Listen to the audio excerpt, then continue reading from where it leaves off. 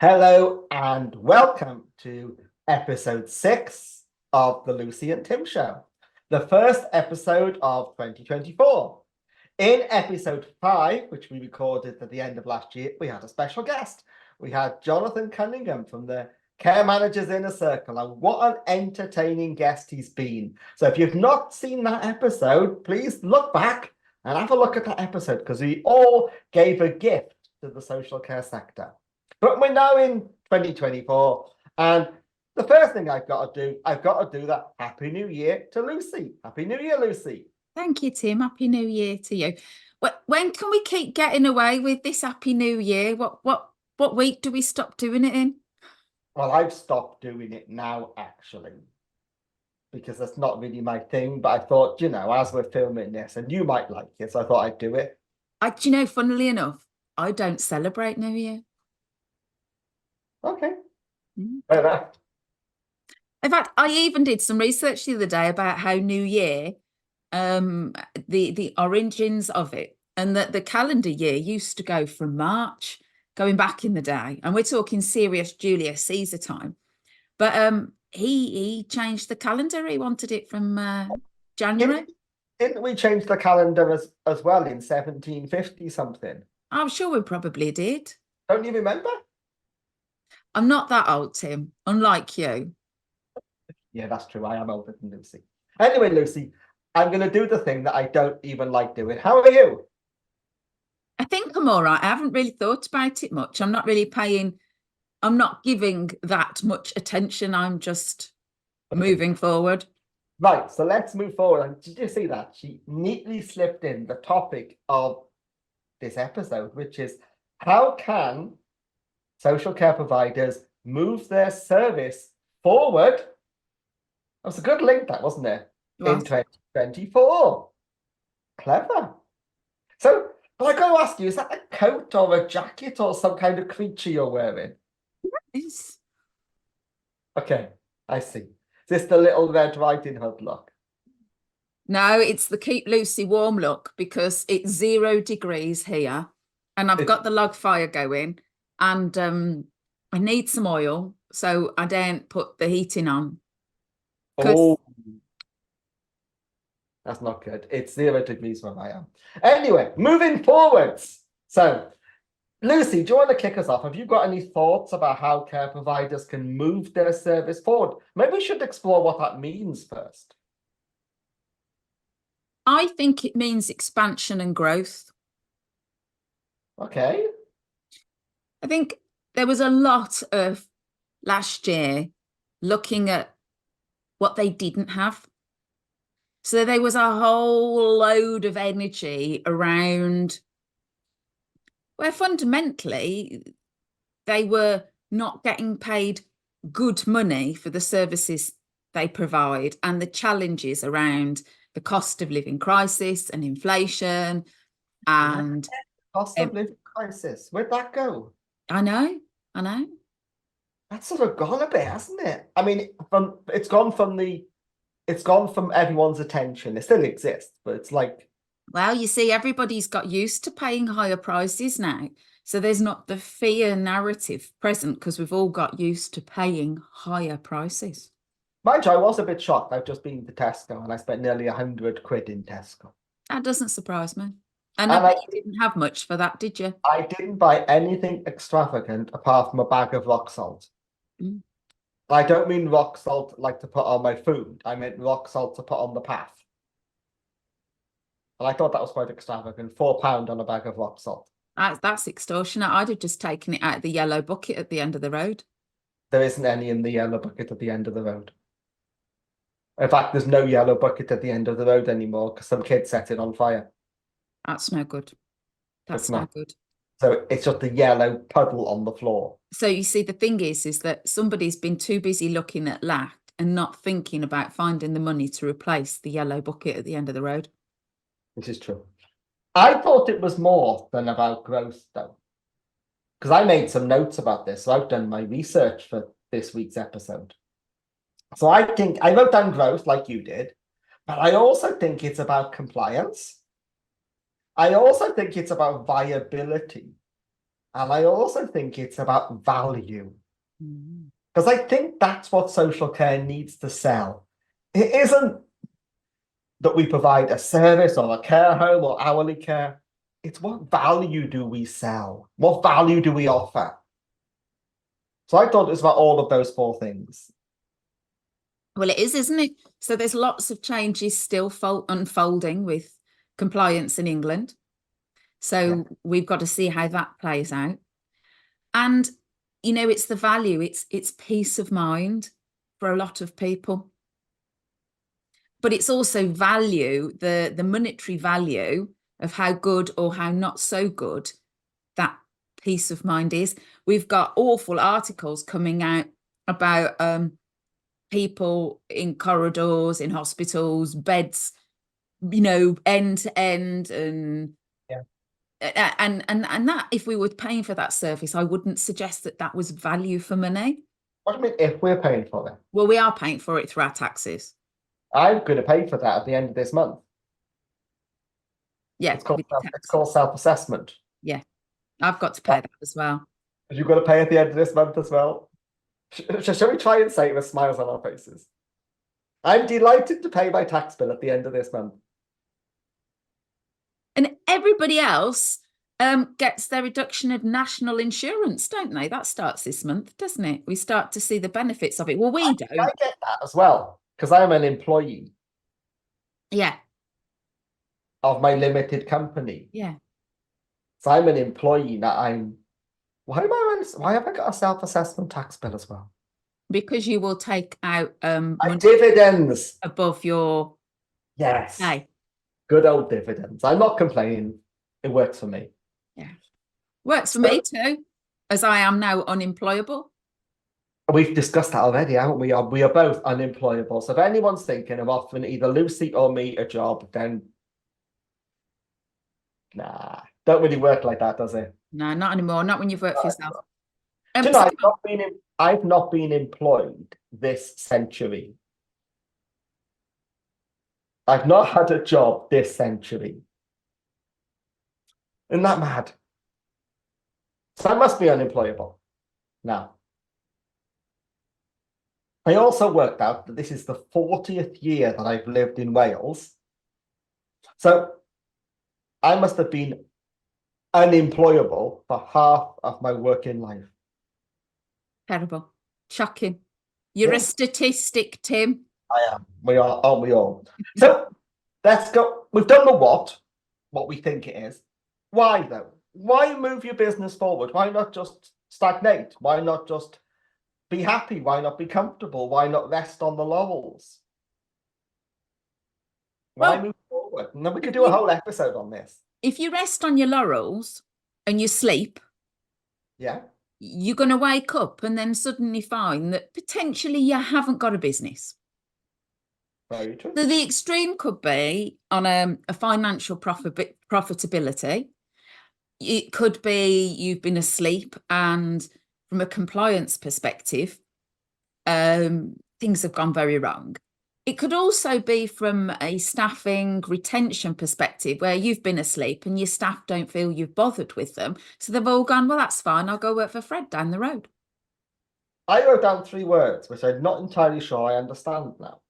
So I'm going to do them in the order that I understand them most. I wrote down necessity. So I think it's a necessity that we always seek to improve all aspects of the business. I wrote down expectation. So it's an expectation from the people we sell our services to, and as you've rightly said, the people we employ and the people we care for, that we always seek to improve. And those that have a duty to ensure that we are doing what we should be doing with regards to law. So it's an expectation in law. And then I've written down, and I don't know why I wrote this down, but I wrote it down yesterday. I've written down vanity. Oh, I like that. Why did I write it? Why did I write it down, Lucy? So is that about... I don't know, I can't remember. That could be 2 things. I think it could be one around raising the profile and the social image of social care, but also a personal vanity in the sense of a pride, not an ego-driven thing, but in the sense of actually we're doing really good and we're making a difference and we're proud of that.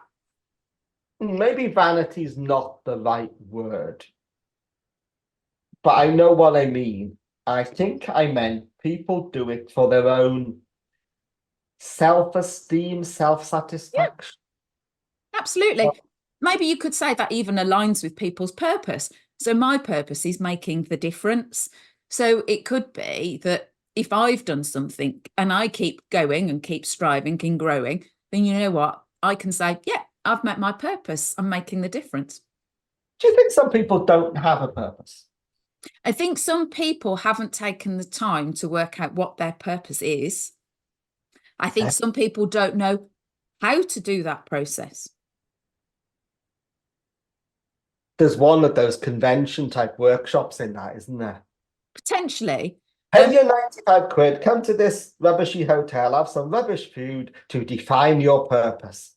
Possibly. They could just email me and I'll just send them a document that shows them how to do it. Can't we just charge them 95 quid for it? No, Nah. because that wouldn't align with my values.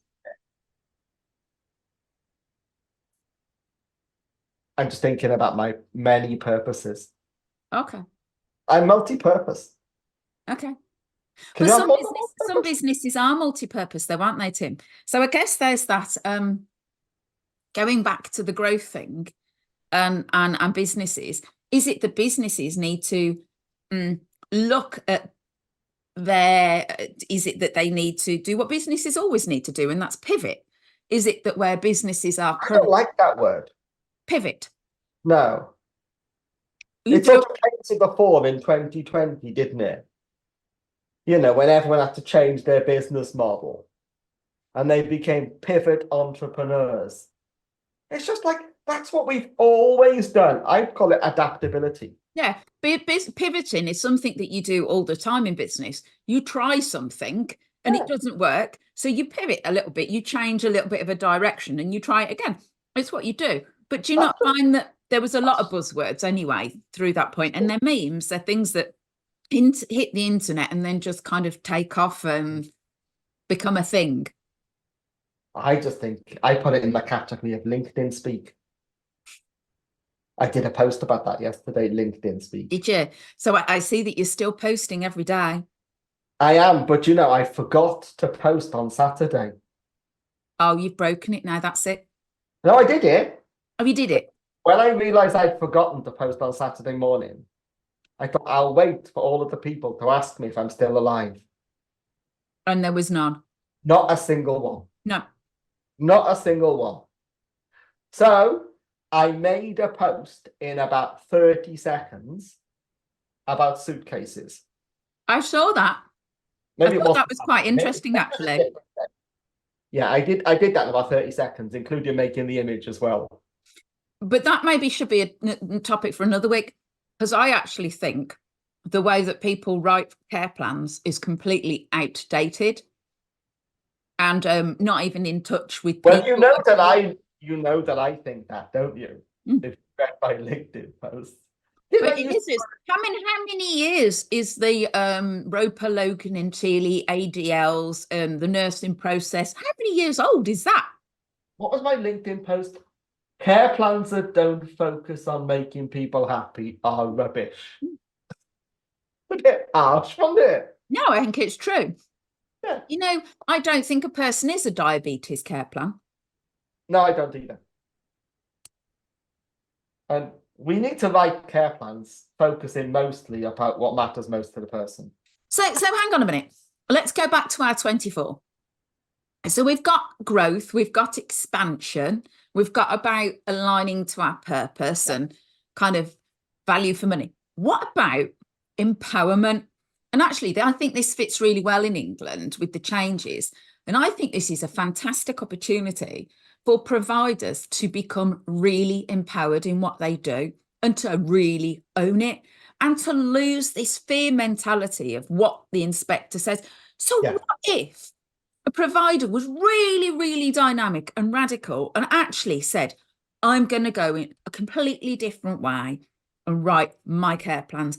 And I'm going to write a holistic document, a story that talks to me about the person so I know how to care for them. But actually, I don't write them a page about their diabetes. I don't write them a page about how to manage their asthma that they themselves have lived with since they were 5 years old and they're now 85.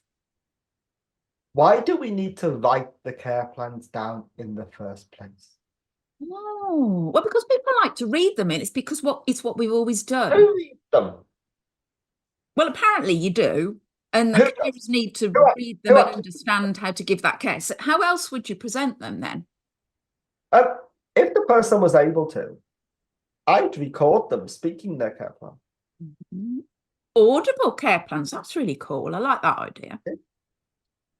Because then with technology, actually, You could make it down. you could have like an avatar for the person or the person themselves. And actually, the carer could go into Mabel, click on Mabel Singh, and she says, "Good morning, I'm Mabel. I'd like you to help me get dressed this morning. But to start off with, would you mind opening my curtains?" How cool is that? You know, and it's activated by each step that the person goes through. And yes. The future.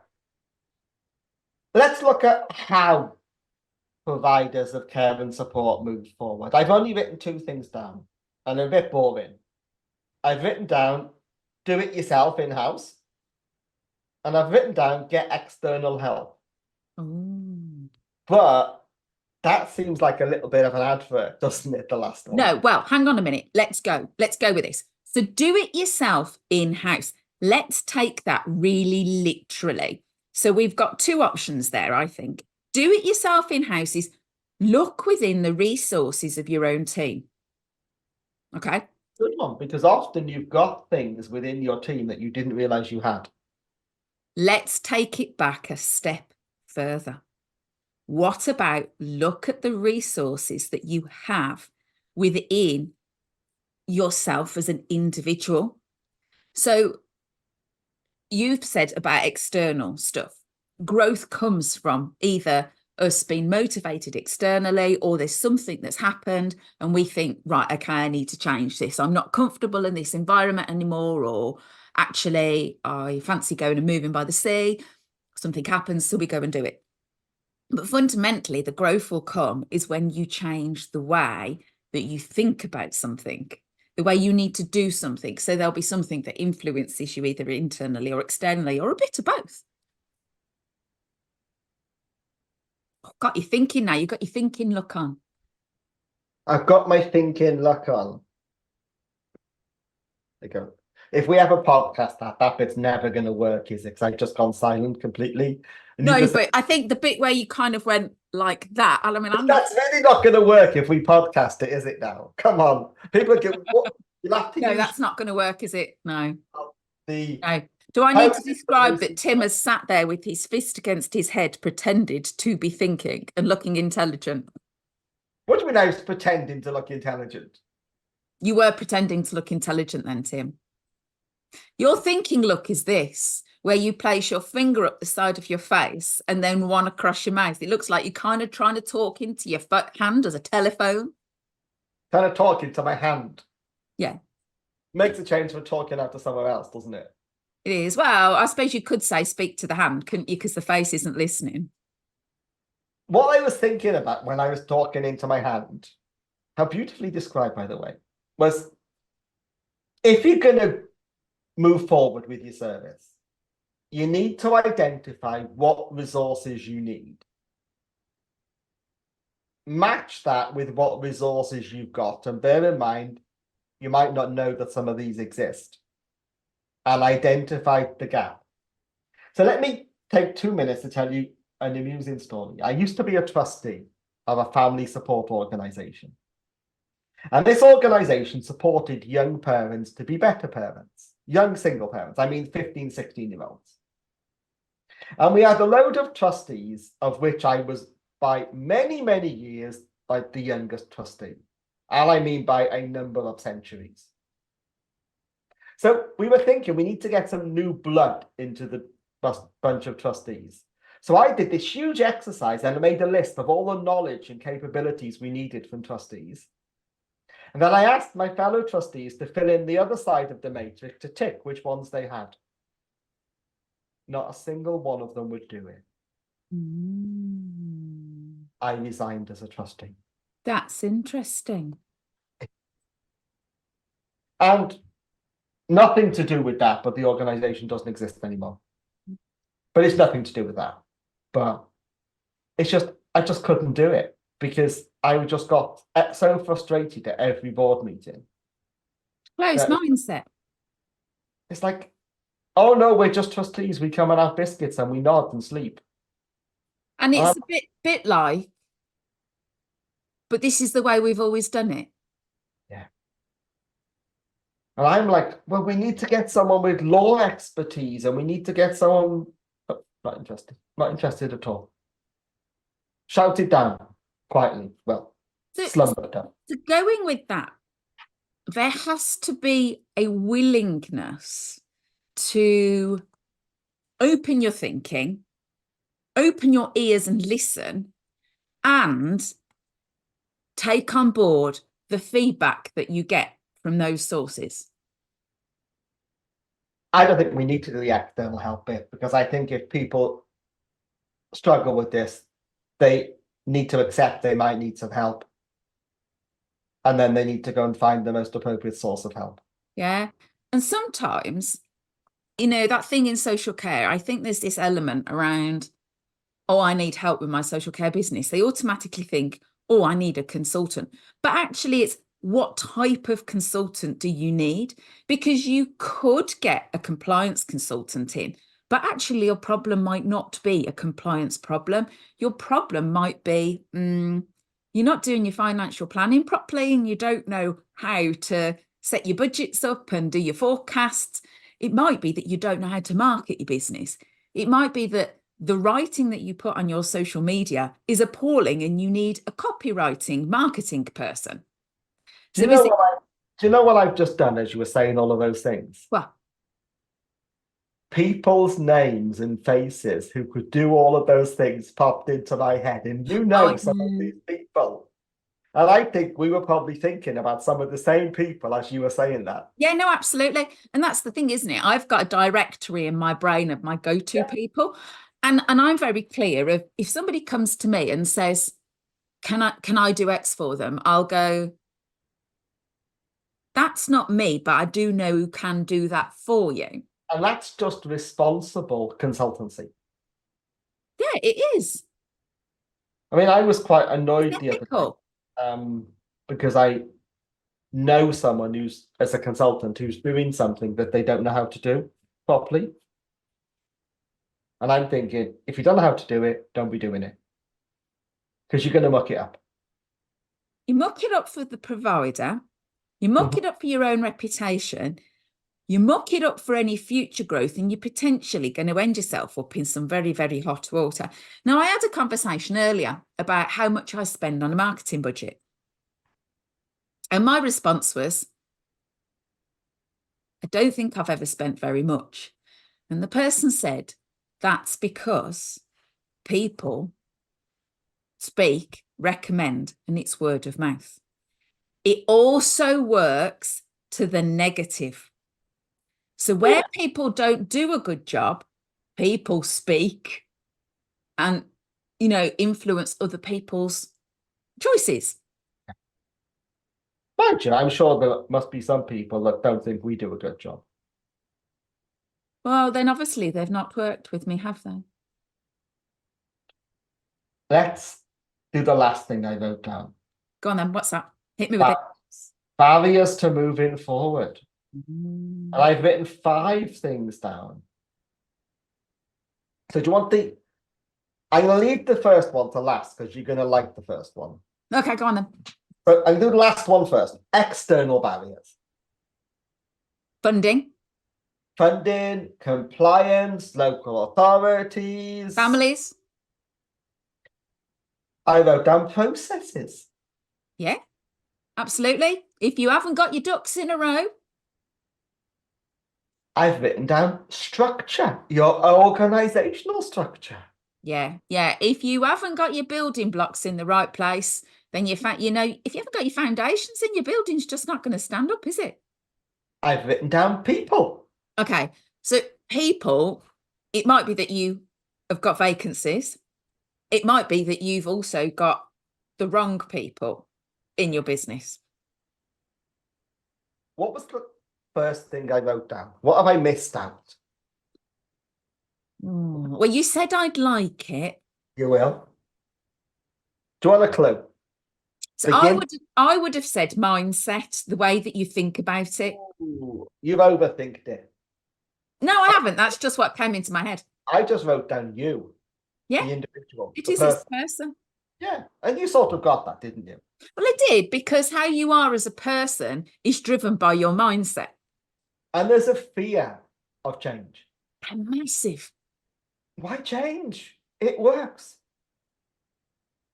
And do you know Does what my it? answer to that is? Blockbuster.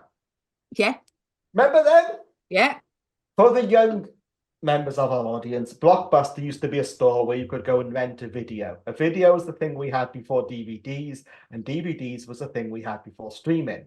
It was in the last century. So if you wanted to watch a film, you went down to Blockbuster and you picked up this black thing, you took it home and you put it into a video cassette player. Ask your parents or look it up on YouTube. But what happened to Blockbuster? Well, they went bust, didn't they? They went bust. They did. Because their market just disappeared. They didn't evolve. They didn't change the way they think. As individuals, we are constantly evolving. Oh, that shop with the dog. The sold records. Yes. HMV. Yeah, that's it. With the dog, listen to the records. See, the young people have got no idea what we're talking about now. But there's been lots over the years, haven't there, where, kind of they Woolworths. just evolved. Woolworths, yeah. I don't know how WH Smith still exists. Mm. Nobody goes in there. Don't know how it still exists.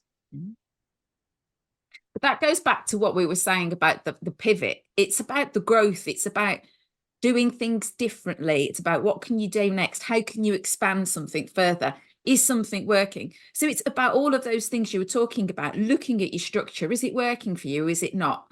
Looking at your processes. Are they actually fit for purpose? And being brave enough to challenge stuff.